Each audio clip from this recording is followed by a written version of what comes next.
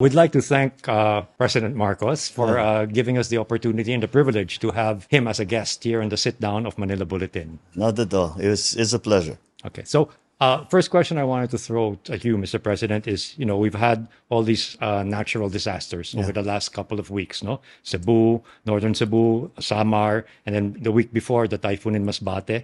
Yeah. It seems we're very disaster prone, no? And this year Yeah. has been like a Pandora's box in terms of natural disasters. Yeah. How would you assess the Philippines, or what grade would you give us in terms of disaster preparedness and in terms of resilience? In government, the best that we can do is really to be prepared as we can possibly be, and move very, very quickly. Yeah.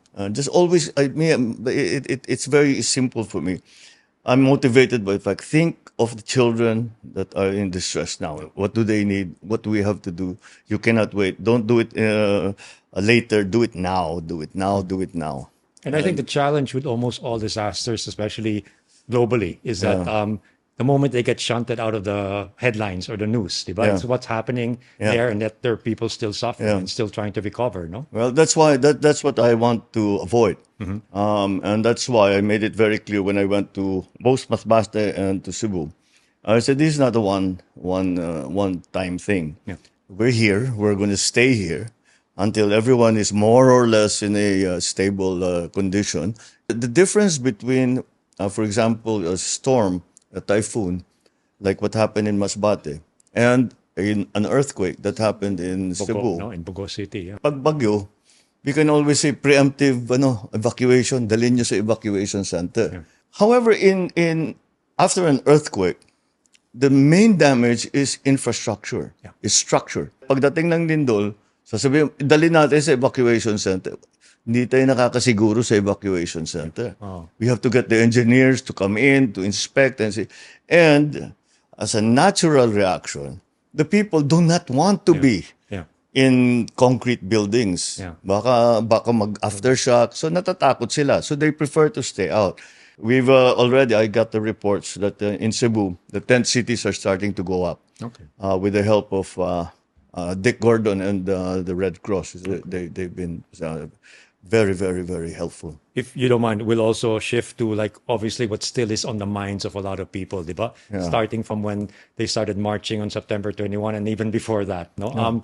You've been credited as being like the whistleblower in terms of all these ghost flood control projects that mayors may have been talking about it, but until you mentioned it in the sauna, it wasn't really reaching the level of national discourse, no? No. But the apprehension in most people's minds now is, what is the end game? Yeah. I mean, that you were possibly contemplating, and also is what's going to happen if later on the trail leads to the backyards of your own allies. I think we're already there. Yeah. Why would I even start such a thing if it was somehow for political advantage? Yes. The reason I brought it up and made it part of the national discourse was quite simply because this could not go on. Yeah. Because if it kept going, I suddenly discovered how deeply entrenched this entire system was. I mean, there's always been a sniff and the suspicion of corruption in government, the different, but not the scale. That was the shocking part. And I said,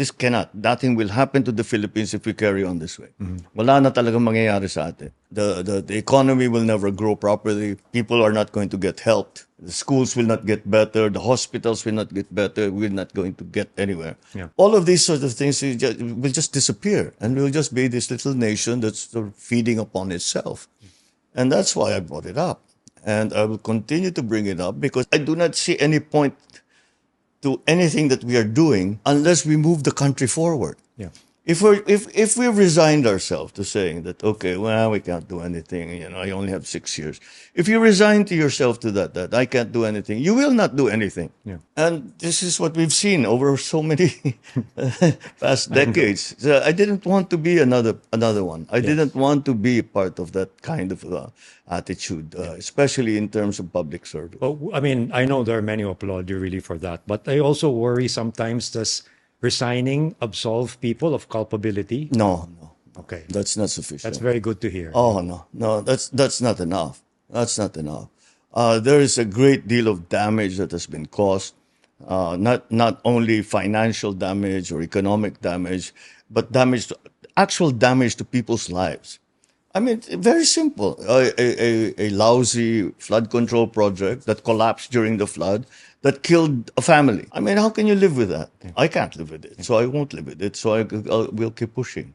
So you've also recently ordered the realignment, no, of about 255 billion pesos from Yeah. DPWH flood control projects, in Yeah. quotation marks, to other possible venues where it would be spent. No, can you sort of like talk about where you want to prioritize now? This, Yeah, 255.5 billion is basically because of the no flood control projects for 2026. okay, So that's where we got that number. yeah, It does not mean that we have given up completely on infrastructure yeah, because we cannot. We cannot. If we stop that, we'll stop the economy, basically.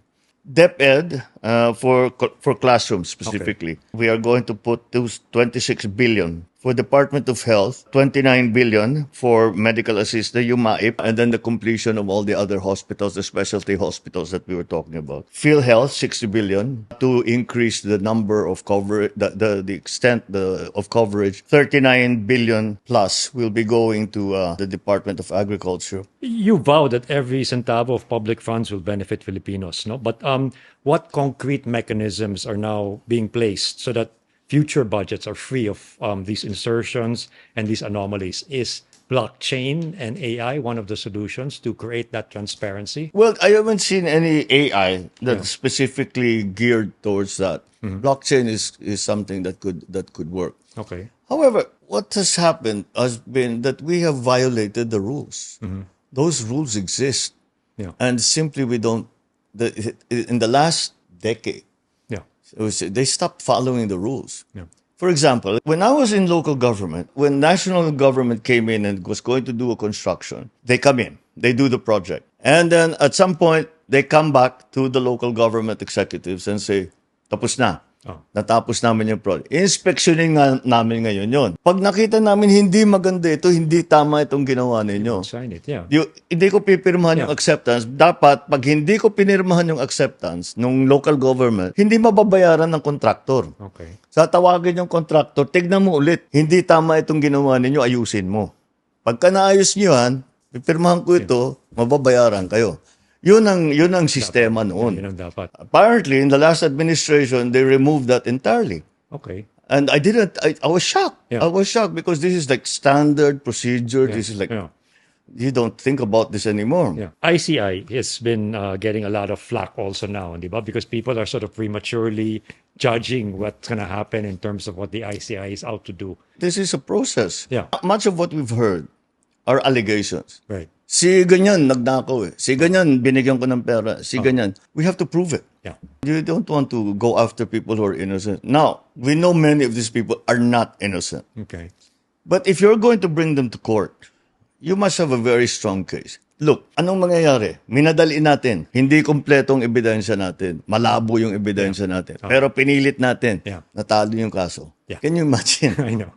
I think that would be much, much, much worse. But I think that's also something that the people who like marched on September 21 have to kind of understand also, di ba? Yeah, but it's understandable din eh, because it's the sins committed, and I call them sins. It's Right, it's no longer mistakes or corruption. The sins they committed are it's hard to swallow. Yeah. I understand that, but if we are a nation, a people of laws, we have to follow the law. Otherwise, whatever we do is not legitimate. O ikulong mo yan. Sasabihin, wala ka namang ebidensya, wala ka namang ipinakita, hindi mo sinagat yung ganito, hindi mo sinagat. We have to be thorough also. If we're actually going to punish these people, we have to be very, very clear about what we are doing. And we have to be very, very clear that we go after the guilty ones. Because some of the guilty ones, they're trying to derail the system. of course, Hindi I ako yan, si ganito yan. yeah. Baka mapunta tayo doon, no? Let's make sure that we get that yung And talagang guilty. then confuse the issues, di ba? Yeah. Well, that's one of the political and legal strategies that people employ.